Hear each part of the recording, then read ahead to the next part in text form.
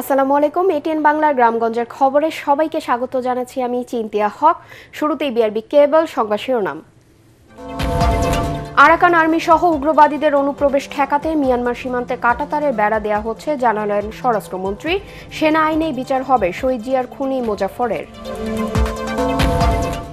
হবিগঞ্জে খোয়াই নদীর বাঁধ ভেঙে বন্যায় ক্ষতিগ্রস্ত সদর উপজেলার কয়েক হাজার কৃষক। কুড়িগ্রামে ব্রহ্মপুত্র নদের তীররক্ষা বাঁধে ভয়াবহ ধস, আতঙ্কে স্থানীয়রা। দেশজুড়ে হাম ও এর উপসর্গে আক্রান্ত হয়ে গত 24 ঘন্টায় আরও 5 শিশুর মৃত্যু।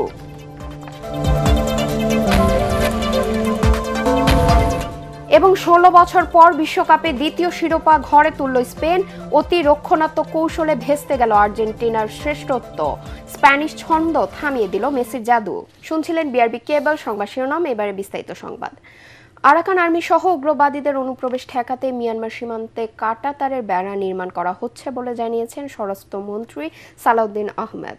তবে ভারত সীমান্তে এখনই কাঁটাতারের বেড়া দেয়া হচ্ছে না জানিয়ে তিনি বলেন, ভারত থেকে সীমান্ত দিয়ে কাউকে পুশ ইন করতে দেয়া হয়নি। শহীদ প্রেসিডেন্ট জিয়াউর রহমানের খুনি মোজাফফরের সেনা আইনেই বিচার হবে বলেও জানান স্বরাষ্ট্রমন্ত্রী। জিএম তসলিমের রিপোর্ট। ভারতের পশ্চিমবঙ্গে বিজেপি সরকার গঠনের পর নতুন করে আলোচনায় আসে পুশিন। দেশটির বিভিন্ন সীমান্ত দিয়ে একের পর এক পুশিনের চেষ্টা করা হয়, তবে তা রুখে দেয় সীমান্তরক্ষী বাহিনী বিজেপি। তবে এখনও কোনো স্থায়ী সমাধানের পথে যায়নি দুদেশ। এমন পরিস্থিতির মধ্যে বিজেপি সদর দফতর পরিদর্শনে আসেন স্বরাষ্ট্রমন্ত্রী। বিজেপি সদস্যদের সাথে মতবিনিময় সভা এবং বিজেপি সদর দফতরে গাছের চারা রোপণ করার পর সাংবাদিকদের সাথে কথা বলেন স্বরাষ্ট্রমন্ত্রী।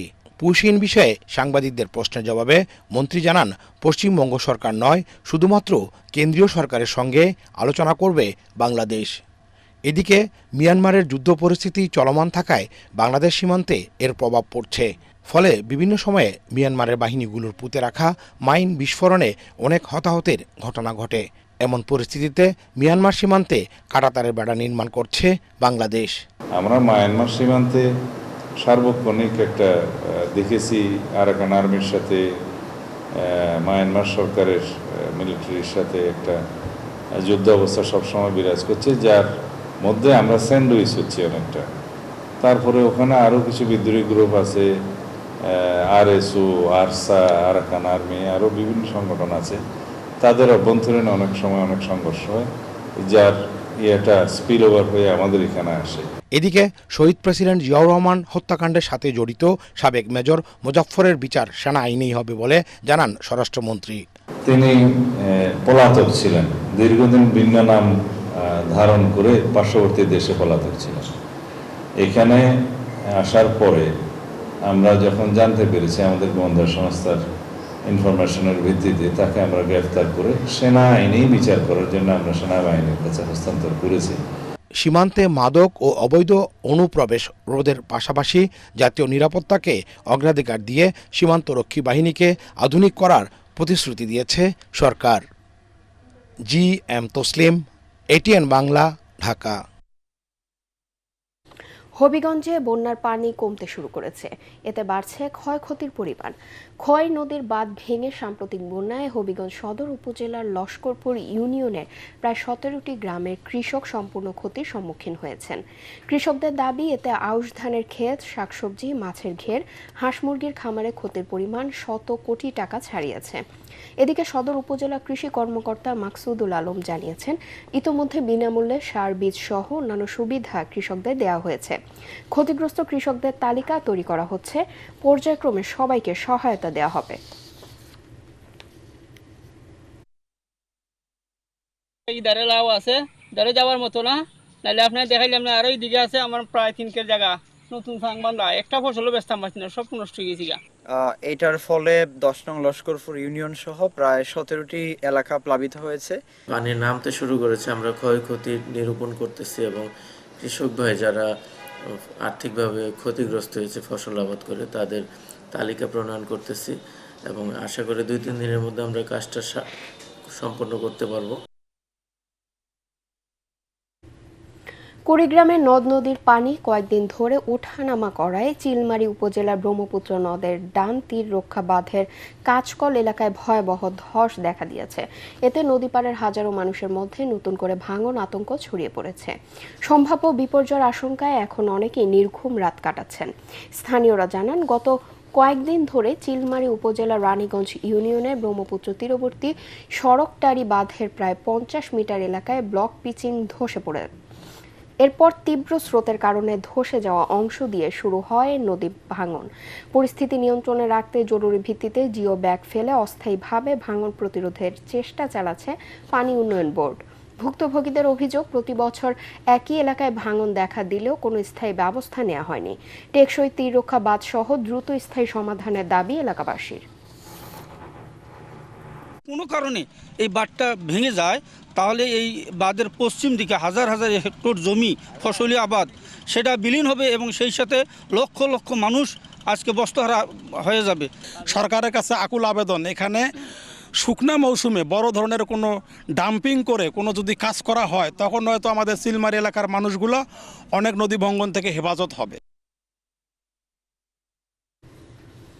টানা ভারী বর্ষণ ও উজান থেকে নেমে আসা পাহাড়ি ঢলে শেরপুরের ঝিনাইগাতি ও নালিতাবাড়ী উপজেলার নিম্নাঞ্চল প্লাবিত হয়েছে। ঢলের পানির কারণে নালিতাবাড়ী উপজেলার চেল্লাখালী নদীর পানি বিপদসীমার 324 সেন্টিমিটার উপর দিয়ে প্রবাহিত হচ্ছে। এছাড়া বৃদ্ধি পাচ্ছে ভোগাই ও মহারশী নদীর পানি। এতে পানিবন্দী হয়ে পড়েছেন নালিতাবাড়ী উপজেলার কলসপাড় ও যোগানিয়া ইউনিয়নের কয়েকটি গ্রামের নিম্ন অঞ্চলের অনেক পরিবার। এছাড়া ঝিনাইগাতি সদর বাজারের ঢলের পানি প্রবেশ করায় ভোগান্তিতে পড়েছেন ব্যবসায়ীরা। এ ব্যাপারে শেরপুরের জেলা প্রশাসক ফরিদা ইয়াসমিন জানিয়েছেন, বন্যা পরিস্থিতি মোকাবেলায় সব ধরনের প্রস্তুতি রাখা হয়েছে।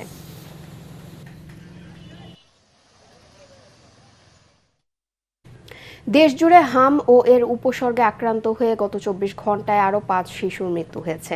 এর মধ্যে সিলেট বিভাগে 3 জন এবং ঢাকা ও চট্টগ্রাম বিভাগে 1 জন করে 2 শিশুর প্রাণহানি হয়েছে। একই সময়ে নতুন করে আরও 1069 শিশুর শরীরে এই রোগের উপসর্গ শনাক্ত করা হয়েছে। স্বাস্থ্য অধিদপ্তরের হাম বিষয়ক নিয়মিত প্রতিবেদনে এসব তথ্য জানানো হয়। আর্জেন্টিনাকে একমাত্র গোলে পরাজিত করে বিশ্বকাপ শিরোপা জিতল স্পেন। এতে 16 বছর পর আবারও বিশ্বসেরার মুকুট জয় করল লা রোজারা। যুক্তরাষ্ট্রের মেটলাইফ স্টেডিয়ামে স্পেনের পক্ষে জয়সূচক গোলটি করেন বদলি খেলোয়াড় ফেররান তোরেস। ব্যর্থ হলো আর্জেন্টিনা, আর তাতে টানা দ্বিতীয়বার বিশ্ব চ্যাম্পিয়ন হওয়া হলো না মহাতারকা লিওনেল মেসিদের। পরাগারমানের রিপোর্ট। ফাইনালটা ঠিক ফাইনালের মতো হলো না, তবু দাপটের সঙ্গে খেলেই আর্জেন্টিনার স্বপ্ন ভঙ্গ করে দ্বিতীয়বার বিশ্বসেরা হলো ইউরোপিয়ান পাওয়ার হাউস স্পেন। তাদের আনন্দ দিনে রাজ্যের অন্ধকার আর্জেন্টিনা শিবিরে, আর শিরোপা জয়ের উল্লাসে উদ্বেল লুইস দে লা ফুয়েন্তের শিষ্যরা। টানা 37 ম্যাচে অপরাজিত থেকে বিশ্বকাপের ফাইনালে উঠেছিল ফেভারিট স্পেন। আর যে রক্ষণভাগ তাদের শক্তির উৎস, সেই প্রাচীরই আর্জেন্টিনার দুর্বলতা। শুরুতেই প্রেসিং ফুটবল খেলতে থাকে লা রোজারা, ঝাঁপিয়ে পড়ে তারা আলবিসেলেস্তাদের ওপর। কিন্তু যুক্তরাষ্ট্রের প্রেসিডেন্ট ডোনাল্ড ট্রাম্পের উপস্থিতিও শুরুতে গোলের জন্য উজ্জীবিত করতে পারেনি দু দলকে। তবে স্পেনের গতির কাছে বারবার পরাস্ত আর্জেন্টিনা। কিন্তু প্রথমার্ধে খুঁজেই পাওয়া যায়নি লিওনেল স্কালোনির শিষ্যদের। দ্বিতীয়ার্ধেও প্রতিপক্ষের পোস্টে কোনো শট নিতে পারেনি আর্জেন্টিনা। ম্যাচের নিয়ন্ত্রণ স্পেনের হাতেই থাকে, তবে তাদের খেলায় সৃজনশীলতার ছাপ দেখা যায়নি। যোগ করার সময়ের 3য় মিনিটে এনজো ফার্নান্ডেজ দ্বিতীয় হলুদ কার্ড পেয়ে মাঠ ছাড়লে 10 জনের দলের আর্জেন্টিনাকেও দমানো যায়নি। খেলা গড়ায় অতিরিক্ত সময়ে। 96 মিনিটে মিকেল মেরিনো গোল করলেও গোলকিপারকে ফাউল করার অপরাধে তা বাতিল হয়। 106 মিনিটে বদলি খেলোয়াড় ফেররান তোরেস যে গোলটি করেন তাতেই নির্ধারণ হয়ে যায় বিশ্বকাপ চ্যাম্পিয়নের ভাগ্য। তবে লিওনেল মেসিরা পুরো ম্যাচ ছিলেন নিজেদের ছায়া হয়ে। টানা দ্বিতীয়বার বিশ্বকাপ জিতে ইতিহাস গড়ার স্বপ্ন অধরাই থেকে যায়। হৃদয় ভাঙা পরাজয়ের দৃশ্যত শেষ হয়ে যায় মহাতারকা লিওনেল মেসির বর্ণাঢ্য বিশ্বকাপ অধ্যায়। ল্যাটিনদের বেদনার বিপরীতে লুইস দে লা ফুয়েন্তের শিষ্যরা মেতে ওঠেন বিশ্বসেরা হওয়ার আনন্দে, নতুন দিনের নতুন জয়গানে। পরাগান, এটিএন বাংলা। বর্তমান বিশ্ব চ্যাম্পিয়ন আর্জেন্টিনাকে হারিয়ে শিরোপা জয়ের পর উচ্ছ্বাসে ভাসছেন স্পেন সমর্থকরা। সেই উন্মাদনার ছাপ পড়েছে চট্টগ্রাম জুড়ে। ফাইনাল খেলাকে ঘিরে নগরের অলিগলি, রাস্তার মোড়, বিশ্ববিদ্যালয় ক্যাম্পাস থেকে শুরু করে চায়ের দোকান পর্যন্ত ফুটবল উৎসবে পরিণত হয়েছিল। খেলা উপভোগ করতে নগরের কাজীর দেউরি ২ নম্বর গেট, চকবাজার, সিআরবি, চেরাগি পাহাড় মোড়, বিডিআর মাঠ ও বন্দর মাঠ সহ বিভিন্ন এলাকায় বসানো হয় বড় বড় এলইডি স্ক্রিন। শুধু প্রশাসনের উদ্যোগেই নয়, বিভিন্ন সামাজিক সংগঠন, ব্যবসায়ী, হোটেল, রেস্তোরাঁ এবং স্থানীয় তরুণদের উদ্যোগেও ছিল বড় পর্দায় খেলা দেখার আয়োজন। সাভারে ফুটবল প্রেমীদের বাঁধনহারা উন্মাদনা আর শ্বাসরুদ্ধকর মুহূর্তের মধ্য দিয়ে সম্পন্ন হলো ফুটবল বিশ্বকাপের ফাইনাল মহারণ। ড্যাফোডিল ইন্টারন্যাশনাল ইউনিভার্সিটির স্বাধীনতা সম্মেলন কেন্দ্রে বড় পর্দায় এই ম্যাচ প্রদর্শিত হয়। প্রিয় দল আর্জেন্টিনার জার্সি গায়ে, হাতে পতাকা আর ভুবুজেলা ধ্বনিতে পুরো সম্মেলন কেন্দ্র রূপ নেয় এক টুকরা আর্জেন্টিনায়।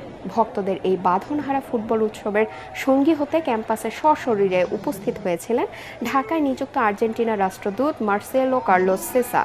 তবে নাটকীয় ও উত্তেজনাপূর্ণ লড়াই শেষে স্পেনের কাছে ১-০ গোলে হেরে আর্জেন্টিনার শিরোপার স্বপ্ন ভেঙে যাওয়ায় ভক্তদের সাথে একরাশ বেদনার সাক্ষী হতে হলো আর্জেন্টাইন দূতকে।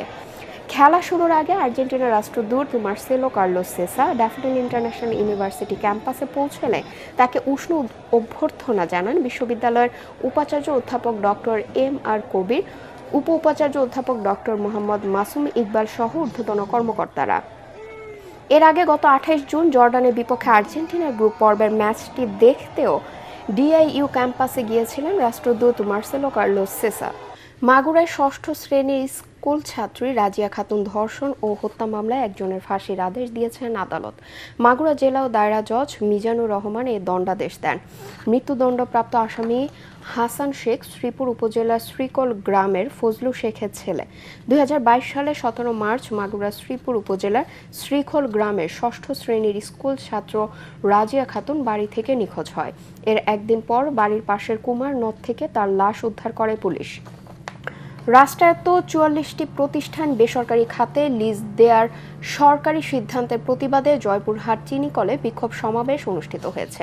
দুপুরে এ সমাবেশের আয়োজন করে জয়পুরহাট চিনিকল শ্রমিক কর্মচারী ইউনিয়ন। এ সময় বক্তারা বলেন, রাষ্ট্রায়ত্ত শিল্প প্রতিষ্ঠান লিজ দেওয়ার সিদ্ধান্ত শ্রমিক কর্মচারীদের চাকরির নিরাপত্তা ও দেশের শিল্প খাতের জন্য হুমকি। তারা অবিলম্বে এই সিদ্ধান্ত প্রত্যাহার এবং শিল্প প্রতিষ্ঠানগুলোকে আধুনিকায়নের মাধ্যমে উৎপাদনমুখী করার দাবি জানান। বাংলাদেশ চিনি শিল্প কর্পোরেশন শ্রমিক কর্মচারী ফেডারেশনের সাধারণ সম্পাদক জাহেদ হোসেন এবং জয়পুরহাট চিনিকল শ্রমিক কর্মচারী ইউনিয়নের সভাপতি আলী আক্তার সহ অন্যান্যরা সভায় বক্তব্য রাখেন। চুয়াডাঙ্গার জীবননগরে তুলার উৎপাদন বৃদ্ধির লক্ষ্যে ক্ষুদ্র ও প্রান্তিক কৃষকদের মাঝে প্রণোদনা কর্মসূচির আওতায় বিনামূল্যে কৃষি উপকরণ বিতরণ করা হয়েছে। জীবননগর উপজেলা পরিষদ মিলনায়তনে তুলা উন্নয়ন বোর্ড চুয়াডাঙ্গা জোনের আয়োজনে এসব বিতরণ করা হয়। অনুষ্ঠানে প্রত্যেক তুলা চাষিকে ৮,০০০ টাকা মূল্যের ৬০০ গ্রাম হাইব্রিড তুলা বীজ, ২৫ কেজি ইউরিয়া সার, ৫০ কেজি টিএসপি ও ৫০ কেজি এমওপি সার সহ কীটনাশক দেওয়া হয়। পার্বত্য অঞ্চলে ক্ষুদ্র নৃগোষ্ঠীর মাতৃভাষা সংরক্ষণ ও চর্চায় ব্যতিক্রমী উদ্যোগ নিয়েছে Khagrachhari cantonment public school and college. সকালে প্রতিষ্ঠানটিতে ত্রিপুরা, চাকমা ও মারমা ভাষা শিক্ষা ক্লাবের আনুষ্ঠানিক উদ্বোধন করা হয়। অনুষ্ঠানে প্রধান অতিথি ছিলেন সেনাবাহিনীর Khagrachhari region commander brigadier general KM. Obaidul Haque. এ সময় তিনি বলেন, মাতৃভাষা একটি জাতি গোষ্ঠীর ইতিহাস, সংস্কৃতি ও পরিচয়ের অন্যতম ভিত্তি। এ ধরনের উদ্যোগ শিক্ষার্থীদের মধ্যে ভাষাগত বৈচিত্র্য, সাংস্কৃতিক সম্প্রীতি এবং ঐতিহ্য সংরক্ষণে গুরুত্বপূর্ণ ভূমিকা রাখবে।